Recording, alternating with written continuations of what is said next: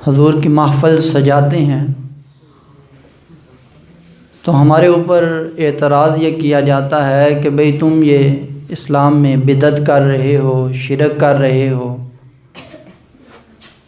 لہٰذا تم رسول اللہ صلی اللہ علیہ وسلم کو اتنا زیادہ بڑھا دیتے ہو کہ نعوذ باللہ خدا کے برابر کر دیتے ہو، حالانکہ یہ ہمارا عقیدہ نہیں ہے۔ ہمارا میلاد النبی صلی اللہ علیہ وسلم منانے کا مقصد ہی یہی ہے کہ ہم شرک کی جڑ کو کاٹ رہے ہیں کہ میلاد اس کا ہوتا ہے جو پیدا ہوتا ہے، جو پیدا ہوتا ہے وہ خدا نہیں ہوتا۔ جو پیدا ہو وہ خدا نہیں ہوتا، تو ہم میلاد النبی حضور کی ولادت کا ذکر کر کے ہم بانگ دہل یہ اعلان کرتے ہیں کہ ہم رسول اللہ کو خدا نہیں مانتے۔ اگر ہم رسول اللہ کو خدا نہیں مانتے تو ہم رسول اللہ کو خدا سے جدا بھی نہیں مانتے۔ تو سامعین حضرات، یہ میلاد روز ازل سے چلتا آ رہا ہے۔ اللہ کے پیغمبر حضرت عیسیٰ علیہ السلام ایک پہاڑی پہ تشریف فرما ہوئے۔ یہ روایت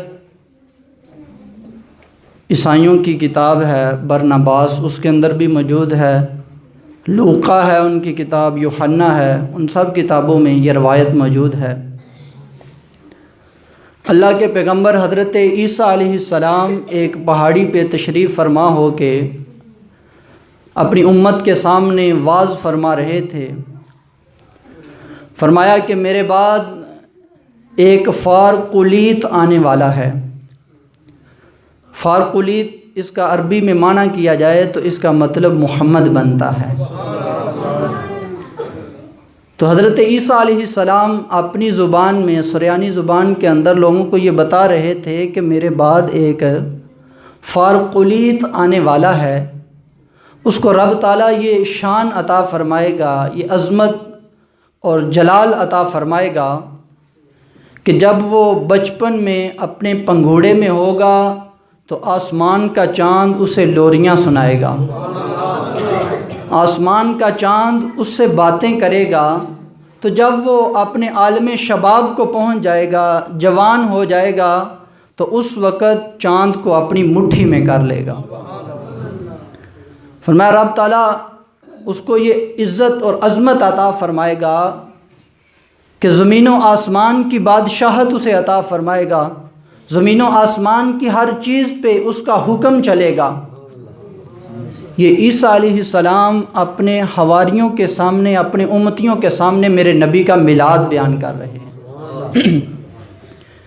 جب عیسیٰ علیہ السلام نے حضور آقا علیہ السلام کی عزت و عظمت، حضور کی نعت اس انداز سے پڑھی تو ایک امتی سامنے سے کھڑا ہو گیا عیسیٰ علیہ السلام کا، عرض کرتا ہے اللہ کے پیارے پیغمبر اے عیسیٰ روح اللہ نے آپ کو بڑی شان عطا فرمائی ہے کہ آپ مادرزاد اندھوں کی چہرے پہ جب ہاتھ پھیرتے ہیں رب تعالیٰ آنکھیں عطا فرما دیتا ہے، آپ کسی قبر پہ جا کے حکم دیں تو مردہ کھڑا ہو جاتا ہے، آپ مٹی کے پرندے بنا کے اس میں پھونک ماریں تو وہ ہوا میں اڑنا شروع کر دیتے ہیں۔ اللہ نے آپ کو بڑی شان عطا فرمائی، کیا آخر و زمان نبی جس کا تذکرہ آپ کر رہے ہیں وہ آپ سے بھی زیادہ شان والا ہوگا؟ کیونکہ ہر بیٹا اس کی نظر میں اسی کا باپ سب سے زیادہ عزت والا ہوتا ہے، ہر مرید جو ہوتا ہے اس کی نگاہ میں اس کا پیر زیادہ مقام والا ہوتا ہے، اور ہر امتی بھی یہی سمجھتا ہے کہ اس کا نبی ہی سب سے زیادہ شان والا ہے۔ تو یہ عیسیٰ علیہ السلام کا امتی عرض کرتا ہے کہ اے عیسیٰ روح اللہ، جس آخر و زمان پیغمبر کی نعتیں آپ ہمیں سنا رہے ہیں، جس کے کمالات، جس کے اوصاف آپ ہمارے سامنے بیان کر رہے ہیں، کیا وہ آخر و زمان پیغمبر آپ سے بھی زیادہ شان والا ہوگا؟ تو عیسیٰ علیہ السلام نے فرمایا میرے امتیوں، میرے حواریوں، اس آخر و زمان نبی کی شان کیا پوچھتے ہو؟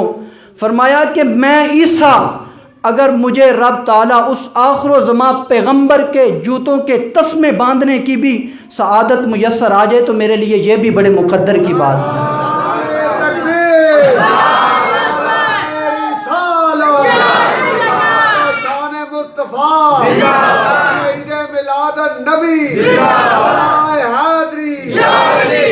فرمایا مجھے تو بس اس آخر و زمان نبی کے جوتے بھی اٹھانے کی سعادت مل جائے تو ابن مریم کے لیے یہ بھی بڑے مقدر کی بات ہے۔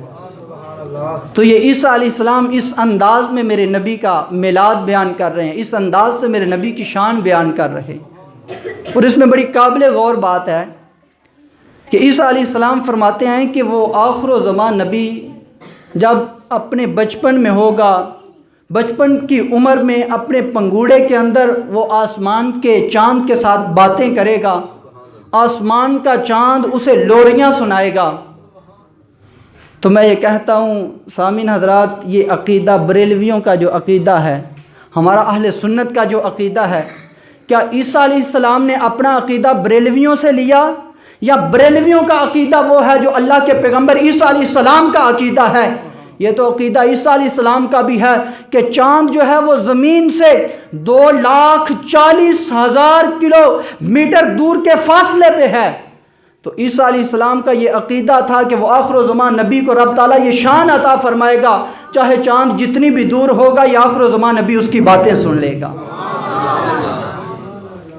چاند یہاں سے 2,40,000 کلومیٹر دور کے فاصلے پہ ہے، تو مدینہ پاک تو یہاں سے دور ہی نہیں ہے۔ جو نبی چاند کی باتیں سن سکتا ہے تو مدینہ پاک، وہ تو پھر نبی علیہ السلام کا بچپن تھا، پنگوڑے میں یہ چاند کی باتیں اتنی دور سے سنتے تھے۔ تو اب تو نبی علیہ السلام کی نبوت اپنے عروج کمال کو پہنچی ہے۔